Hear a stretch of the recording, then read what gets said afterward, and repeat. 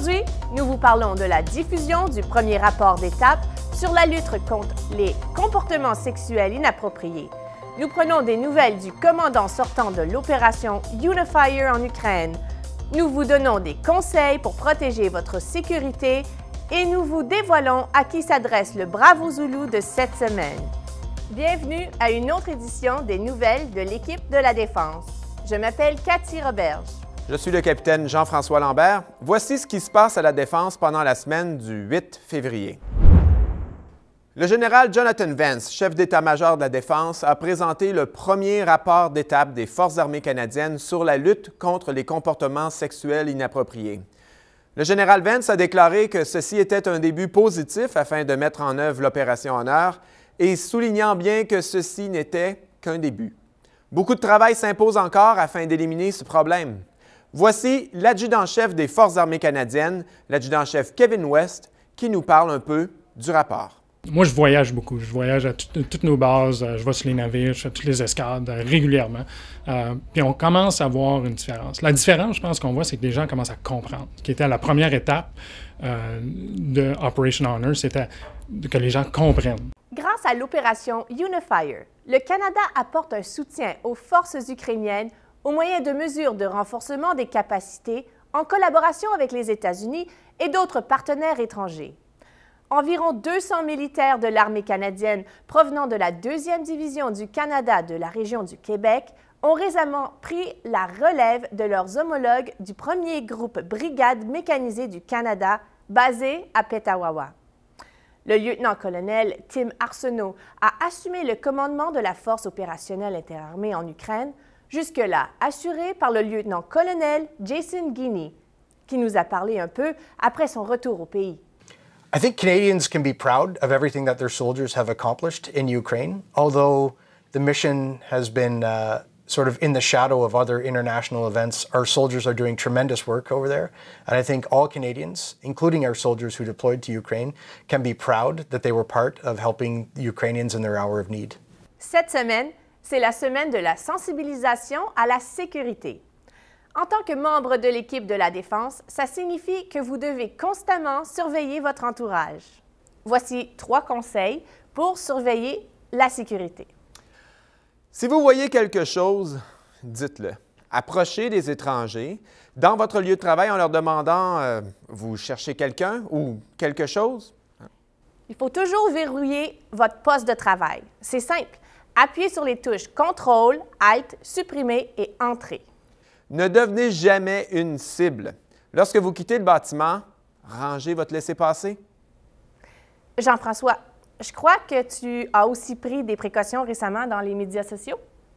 Tout à fait, Cathy. J'ai pris des mesures pour être plus en sécurité dans le cyberespace.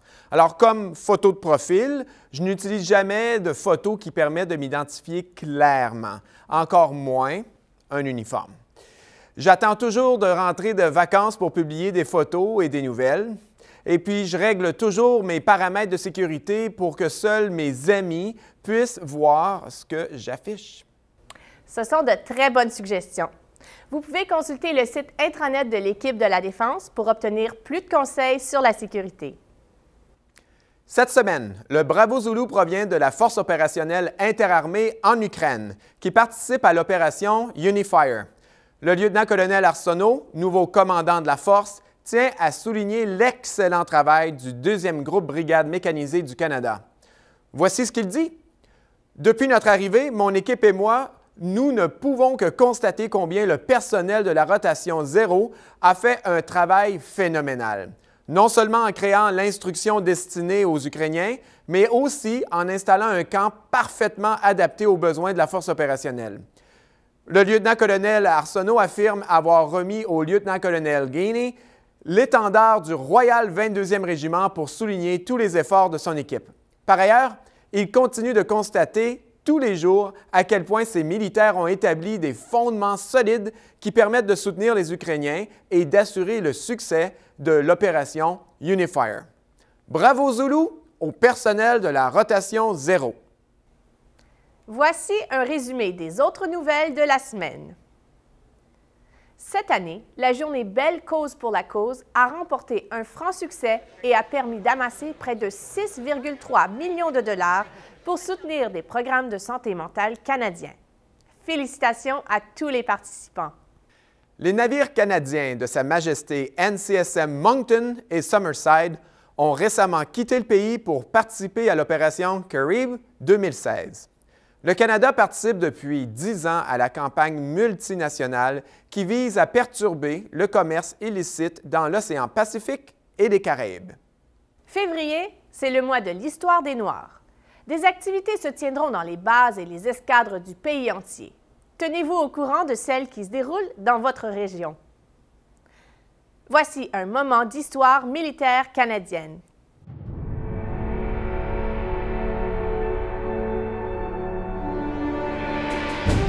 Le 7 février 1964, on annonce le démantèlement de l'équipe de voltige aérienne de l'Aviation royale canadienne, les Golden Hawks, qui ont présenté 317 spectacles à l'échelle de l'Amérique du Nord. Certes, l'équipe effectuait des boucles et des tonneaux ordinaires en formation très serrée, mais elle a également créé ses propres manœuvres de marque, adoptées de diverses façons par vraisemblablement toutes les équipes militaires. Ils ont également inventé la manœuvre Card 5, au cours de laquelle 5 avions volent en formation rectangulaire, 2 à l'avant, 1 au milieu et 2 à l'arrière. Voici quelques images du symposium des dirigeants de la Défense qui s'est déroulé à Ottawa et auquel ont assisté des invités d'honneur, dont le premier ministre et les ministres de la Défense et anciens combattants.